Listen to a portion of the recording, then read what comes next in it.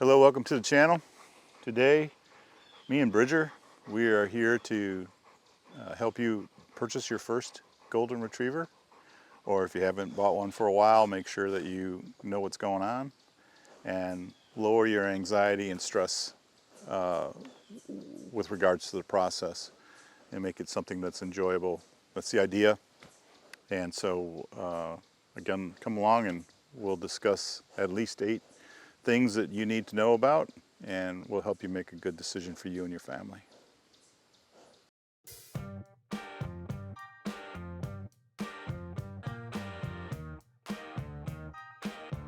Okay, there's something about a golden retriever, especially the puppies. I mean, they are beautiful, and the dogs are beautiful, and you know, they pull at your heartstrings.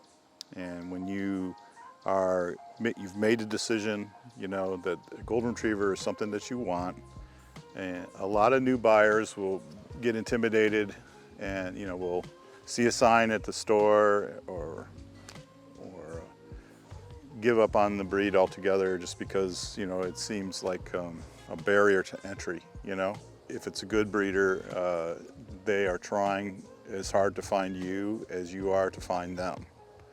They want to make sure and find a home for their pups. You know, most breeders, if they could keep all of them, they would, but it's not practical. And so, you know, they, in most cases, are going to keep one, you know, and then we'll come back to that. Once they get to be about, you know, 8 weeks, they're starting to become very rambunctious, and you know, they're going to tear each other apart playing and that. And they need homes. Ideally, there will be deposits down on all the pups before 8 weeks, you know, and they're ready to go to their new homes, and everybody's signed up, and we got good people, and their schedules are clear, and it's going to be a good process for everyone. It's going to be rewarding, and that's what the breeder wants. The breeder wants to only get good phone calls, you know, that everything's fine, and you know, it's the greatest thing we've ever done, and we love your breed, and we love your breeding, and hey, we're going to refer you to our, if you're ever going to have another one, you know, that's what they want to hear. So keep that in mind when you approach them. That's not even on the list. That's a freebie, but it's true. Side note, I will throw this in. Buying a golden retriever or any puppy, you know, is not a Christmas thing. If it's just so happens that works out, well, great, you know, that's fine. But the important thing is to first find somebody or a litter, or somebody who's planning a litter of pups that meet your expectation. The breeder's somebody you want to work with, and when the pups come, that's when they're there. When they're ready to go home, that's when they're ready to go home.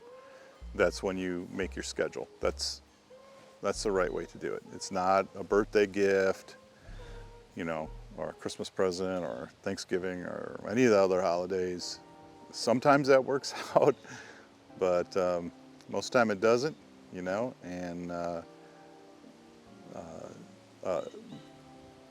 dogs come in season when they come in season, you know, and the breeders have been working for years to put together a pairing that they're excited about, and that's when it is, you know. So don't get caught up on that. Don't get caught up on the holidays and birthdays and stuff. I know the kids want it for Christmas and that kind of thing, but you know, the puppy comes when the puppy is ready. You need to be ready.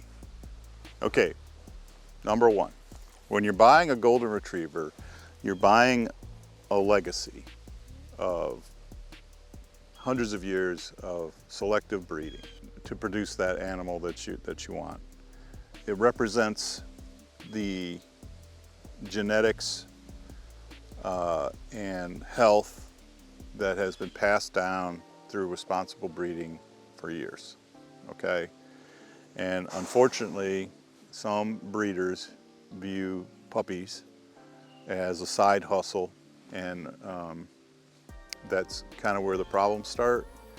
For one, it's not a great business model, right? If you're doing it right, Most breeders, you know, if they're factoring in their hours of training and competing and all the health certificates they've had and all the times they've tried to get a breeding and it didn't take or whatever, health clearances,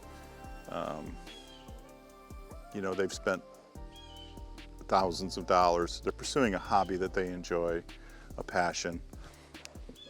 So we're not feeling sorry for them, but you know, a litter of puppies often is, number one, the breeder, if they're a competing person with their dogs, if they are showing, you know, if they're conformation dogs, if they are field dogs, if they're hunt test dogs, if they're field trial dogs, if they're obedience dogs and they're pursuing their championships, if it's rally, if it's agility, you know, that they're striving to do. A lot of times they will be having a litter, this person, this breeder, you know, they may not be somebody who's breeding for trying to make a living at it. They want a pup, you know, or two for the future, and they know they've got something that they like. And again, that's your tell. Okay, if they're keeping one or two of this litter, you know, and these are going to be desirable, right? And not somebody who's just looking to move puppies, right? So, number one, what are you actually buying? Okay, and you're trying to buy the best possible puppy for you. That's going to grow into the best possible dog. That's going to be good for you and your family for the next 8 to 15 years. Okay, so it's a major commitment in time, and we want to get it right. Number two, what does a reputable breeder look like? You know, you hear this sometimes, backyard breeder. Well, a lot of people have backyards, you know, and they have litters.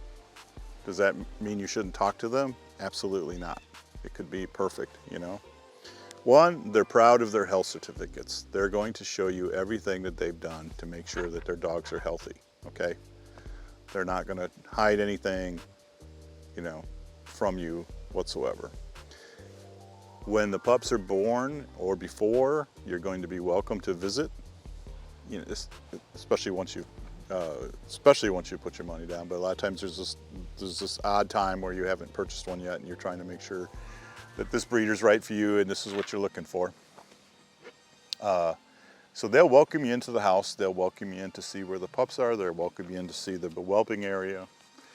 And they'll talk to you about what they're feeding and what the routines are and you know, what the mother's doing. And a lot of times you won't be able to meet the stud, the sire. Sometimes you will, but a lot of times you won't. But you know, you will be able to meet mom for sure, which is good.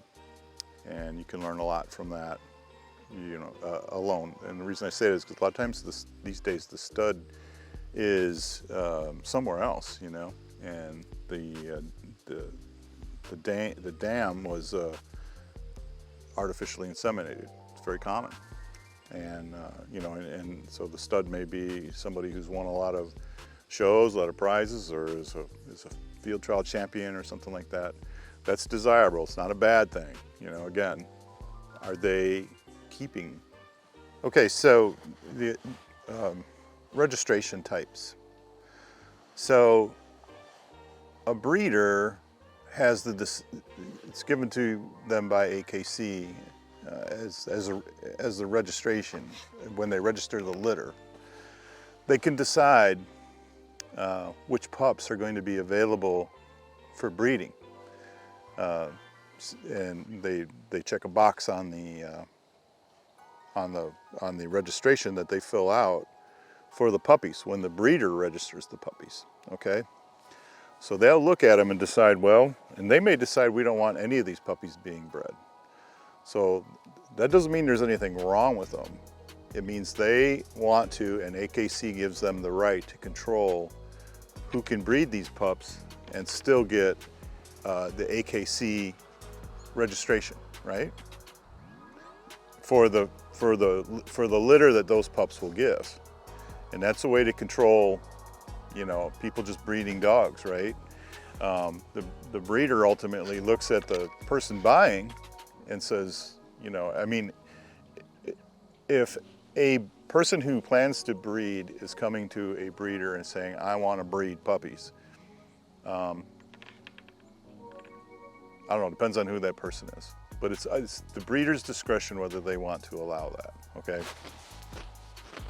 So it's called limited registration. And that just means the pups cannot be bred. I mean, if they're bred, the puppies that they throw will not be able to get AKC registration, okay? And if you're planning on titling a dog, you know, like our boy here, and you're going to do things with them to promote the breed and also promote the breeder's line in the future, you can go back later and call that breeder, you know, and talk to him and say, hey, this dog's doing really well, and I have a lot of people that are interested in getting puppies out of him. Could I have his registration opened up? And they'll say, have you had all your health certs? And you go through and you go, yes, I've done all these, or I'm going to do them all, or they'll probably say, I want to see all that. Later on, if you go back and the dog is doing really well in whatever event, if it's a show dog, it's winning shows, and you're like, well, I'd like to get some puppies out of this. You know, I'd like to get my next dog, I'd like to get another pup. I think they can put together a good pairing. I met this other person, you know. So you call your breeder and say, hey, I'd like to talk about getting full registration for this dog and being able to breed it. And that breeder's going to say, well, I want to see all the health clearances, right? Anything new that's come up also. I want to see, you know, hips, elbows, heart, eyes, DNA testing. Let me see where the pup's at, or your dog's at now. And then let's make an evaluation. And most likely, they will do that because they want to have competing dogs that are, you know, successfully siring or producing puppies that are, you know, that are from their line, you know, because if you're in the game, generally you're also going to be putting puppies into other people that are playing whatever event you're pursuing, right? And that looks good for the breeder, right?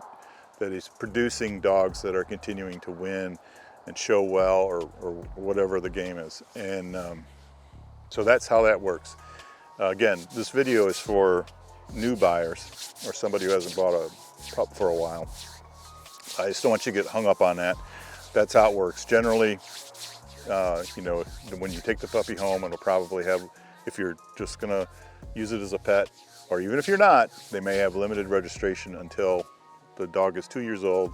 It's old enough to get all of its health clearances, and then, you know, and then they can, the breeder will evaluate whether or not you're pursuing something of merit with your dog, and whether it's, you know, whether it's a good potential breeding for everyone in the world to have this dog out there producing pups. When it comes to breeders, because you're not going to be a competitive owner or show or field trial or whatever, they may select your pup. You know, the old thing where you go over and all the pups come out and play, and one of them plays with your shoelace and you decide that's your dog. You should have a relationship with a breeder where you trust them to pick the right dog for you. So far in these puppies, their existence, the only people they've really been around every single day is the breeder, right? And they also know the parents, right? For sure, the dame, for sure. So if they have, they can tell some pups are going to be a little bit more laid back, and some are going to be have a lot more energy. You know, if it's a field breeding, especially, or if somebody wants a therapy dog. Also, let's say a dog has if it's a show dog and maybe a tail's a little crooked, or it was born breech or something, it's still going to be a great puppy, but it's probably not going to win, you know, hey, probably not going to win many shows. Bridger, stop. Hey, it's probably not going to, Bridger, hey, here, be on camera. It's probably not going to win many shows. So if you're not showing, you know, it's going to be okay. Especially if you have little kids at home and they want, you know, you're going to want a calm dog to spend time with, sit by the fire, go for walks. You know, you don't need the most energetic dog of the litter who's going to have the most potential as a field trial dog, okay? So a lot of times it's best to let the breeder pick the dog for you based on what you plan on doing with the puppy, right? Yes. It doesn't have to be there, but it's a good sign. Is the breeder keeping a pup? We've already talked about that. Second one is, does the breeder have a rule that no matter what happens, if for some reason you're in a car accident, you know, and you're no longer able to take care of the dog, they will want the dog back, okay? They'll never want their dogs to end up in a shelter, okay? That goes against everything. They'll take the adult dog back, either keep it because, you know, they'll love it and it's one of theirs, or they will find another good home for it. But it's their responsibility. They brought it into this world, it's their responsibility till the end. So yes, you're buying it, yes, you own it, but up to the point where you say, well, I'm gonna take this thing to a shelter because I can't take care of it anymore, that they draw the line at that, and they should. You know, they don't want any of their animals to end up at a shelter. That if anything happens to you, the dog never goes to a shelter, it always comes back to me. That's something that you want to hear. That's a good sign, okay? Let's talk about health testing. This is an area that is confusing, and just like everything, it changes as medical technology improves. When I first got involved with Goldens, you know, 40 years ago now,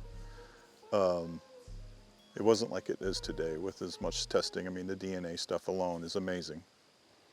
And it's intimidating when people start throwing around OFA and what do these things mean, and you know, why is there so much testing on these dogs? Well, there's testing on these dogs because these dogs that we understand, just like all animals, all living things, there's going to be health issues. Some are more common to the breed than others, right? So they're going to test for them to try to make sure that the puppies that are hitting the ground are going to be healthy, and they're not breeding dogs that are not just AKC, you know, certified. They have their health tests and their certificates through OFA. OFA is the Orthopedic Foundation for Animals, okay, and it is a registrar. There are others, but that's what that means. That's what it stands for, and there are several clearances on the Golden Retriever that you should expect the breeder has taken a look at on the male and the female, and has the paperwork to show you that they have taken care of their due diligence and they are breeding two healthy animals. And they know it as best they possibly can. Again, nothing's guaranteed in life, but they're eliminating as much variables as possible to make sure that you have something that's worth your time and your money. So first one you'll see is hip dysplasia. There'll be a OFA grading results, excellent, good, fair, or dysplastic. Now, what that is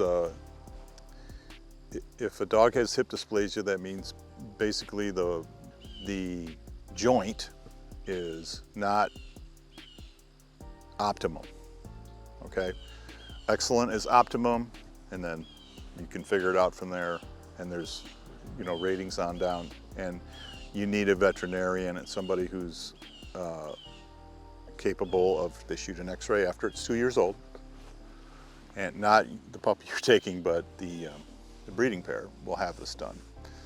And then the veterinarian looks at it, gives a grading, and sends that information to OFA, and OFA will give you a certification number on that dog at the time that the x-ray was taken, like I said, which is normally right around 2 years old. Elbows, the same thing. They do an x-ray of the elbows, and they send those in to make sure that the joint is optimum in its health, okay? And I'm trying to be, I could start, sounding like a veterinarian. I am not. And so that's who you need to talk to on that. But I'm telling you what it means, and that you should look for that. For sure, 2 things: that the dog has a cert, and the grading of its cert on its hips and on its elbows. So next one is eyes. So PRA, progressive retinal atrophy. The dog, the breeding pair will have to have the cert that their eyes have been checked and have passed. It used to be called a CERF exam, CERF. That's changed now. It's CAFR. But it needs to be examined by a board certified, a veterinarian board certified ophthalmologist looks at the eyes and will say, yes, they're clear, and we'll look for cataracts and things in there. And it's supposed to be done once a year. And you can say, how long ago has it been done, And, maybe it was last year, maybe it was 2 years ago, maybe 3 years ago, whatever. At least they've looked at it, at some point or another. But it's supposed to be done every year to check for any changes. So cardiac evaluation, SAS, subvalvular aortic stenosis, I think. Anyways, again, veterinarian checks their heart, make sure their heart is healthy. So those results are sent to a board certified cardiologist, and that's what you see, that the heart exam has been done, and the dog has, the breeding pair those dogs have healthy hearts. And again, we're trying to make sure we're passing on these things to the puppies. Okay, so in addition to structural analysis and ratings that you get through your veterinary for the breeding pair in eyes and heart, there's also DNA testing that is now done these days, and you should just have it done. I mean, why not, right? And this is how you'll read these things, okay? First one is, again, not a veterinarian, but ichthyosis. It's basically skin. You're looking for dry skin, but it can get a lot worse than that, right? It can cause a lot of allergies and stuff. Sometimes it almost just appears like a dandruff.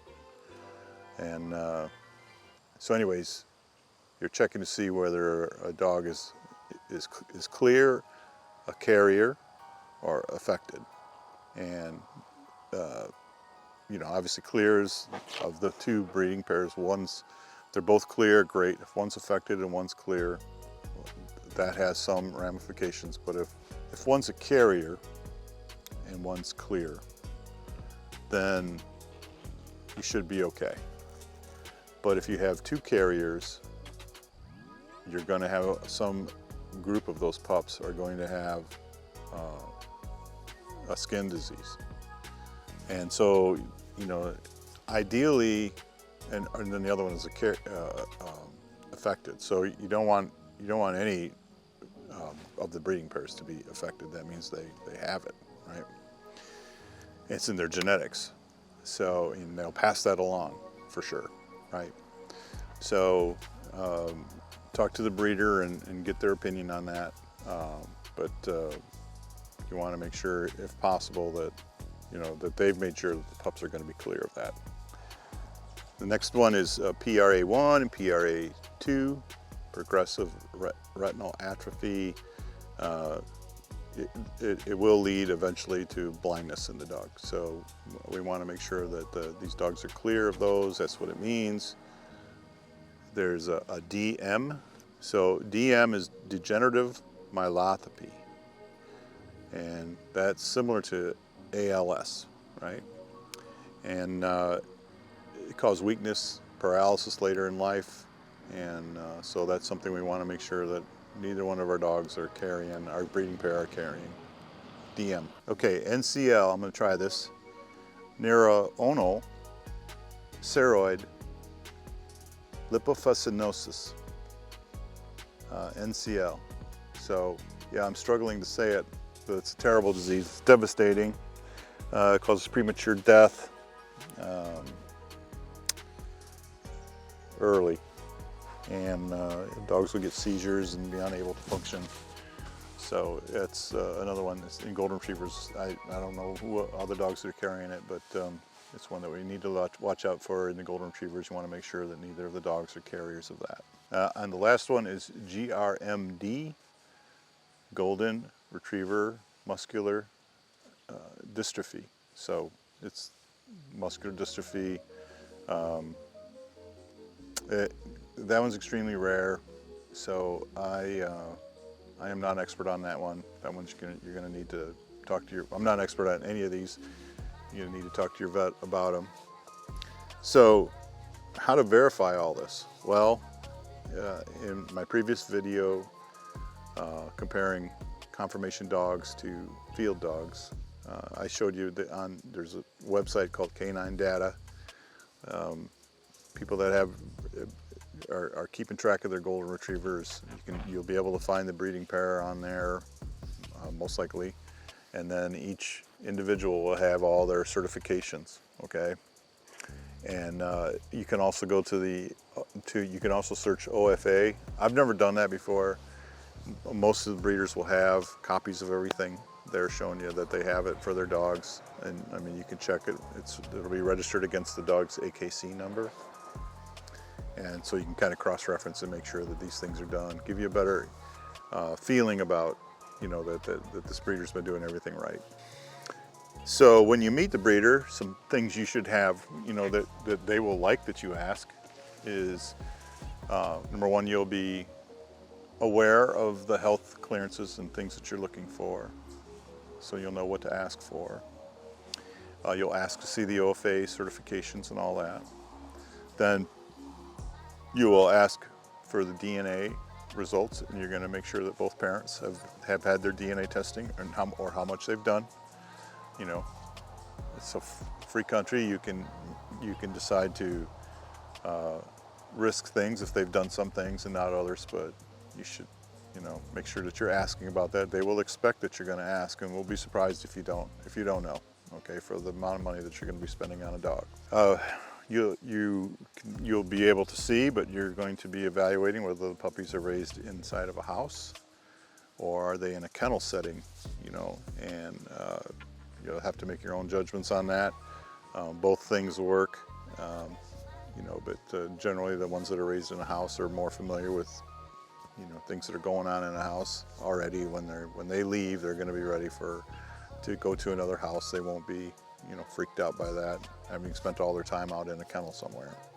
I've gotten pups from both people that raised them in kennels and pups that were raised in the house, and both turned out to be fine. But it's something to talk about where the pups are being raised. How are you? So a question you want to ask is, how are you socializing the pups? And what toys are they playing with? You're going to be having the potential buyers come in to visit them, but most breeders will have young kids come, that are usually related, of course, right? Nieces. So there's always people that want to come and play with the puppies, and you're actually turning more away. But have they been socialized? Has there been little kids around? And are they being held? And there are different methods to stimulate the pups in different ways, by holding them and petting them and playing with their paws and making sure that they are used to being handled and being around people is a good thing to see, and see what they're doing. What are they doing to make sure these pups are interacting with the world that they will be coming in contact with here very shortly. And that'll give you a better feeling about the breeder and also the pups. ask about what the placement procedures are. How do they decide how and where they're going to place their pups, and what criteria do they have, and that. But at the end of that conversation with those things, you're going to be very comfortable, or you're going to be very comfortable with leaving and not getting a pup that day, or signing up for one in the future, or putting your money down on one of the pups for when they are eventually going to be born. Cost, all right, touchy subject, but if you're looking for them, it's not going to be long, and you're going to figure it out. That these are not inexpensive animals to purchase. So a well-bred golden retriever. There's an old saying in the field dog people: you should spend as much as you can afford to get the best dog that you can possibly afford, right?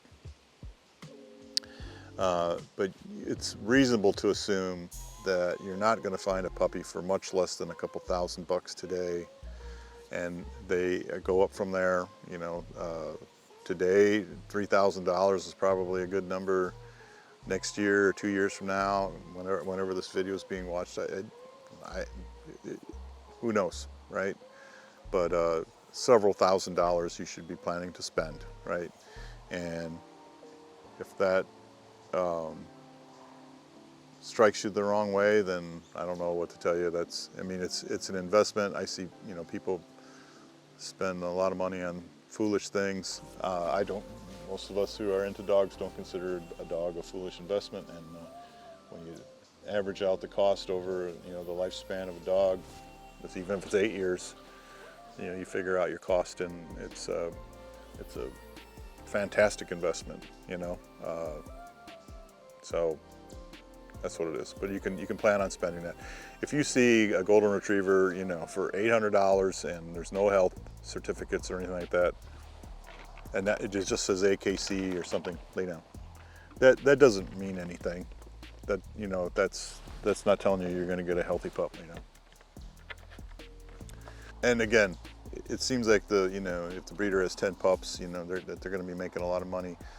Most of them are just breaking even. Okay, when they add up all their costs. So,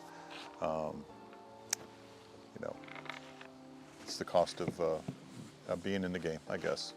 So, be prepared. So finally, the reward when you've done your homework and watch this video. I'm sure that everybody out there is watching lots of videos. What people do, friends and family will come to me and ask me to help them find a puppy, and because I know other people that are in the game, in the business, and just from years and years. So if you have a friend that has had a successful relationship with a breeder and or family member, and they're willing to help you or put you in contact with somebody and talk you through it and getting all the stuff you're going to need to get ready for the pup, that's a great thing to do. Lean on somebody like that. Maybe they'll go with you, maybe they'll help you pick out the pup, walk you through it. I've done that many times, and I still will do it for anyone in my immediate family or friends that are looking for a pup. That's a good place to start. But the reward is incredible. Like I said, it's a great investment in a puppy that's going to be with you, and it's going to be easy to train. If you fall in love with the breed, golden retrievers, which I did early on, and I love them. I love looking at them and spending time with them, and they're friendly, and they're easy to take out, and easy to train, and the reward is there for you to spend some time, invest, looking at these, looking at what I've had in this video, and make sure that you are getting something that you feel confident that you've made the best decision you can. Again, there's no guarantees in this life, but at least you've tried to give yourself the best opportunity to get a dog that's going to be with you for a long time and is going to be a joy to be with. So in closing, ask the right questions, get some help, do some research. I've outlined just pretty much everything, but you should always double check. A good resource is your veterinarian, a good veterinarian, local, somebody that you're probably going to end up using anyways and taking your pup to. They may have some leads on some nice litters coming up that might be a good fit for you. And go on Canine Data, and like I said, I have a link to it in my other video. Show versus field Goldens. There's a link in that. You can find all kinds of information on there, and that's a good place to start. All right, well, good luck to you. Thanks again for. I took the summer off basically, sitting around making videos. Is not. I do like doing it, but it's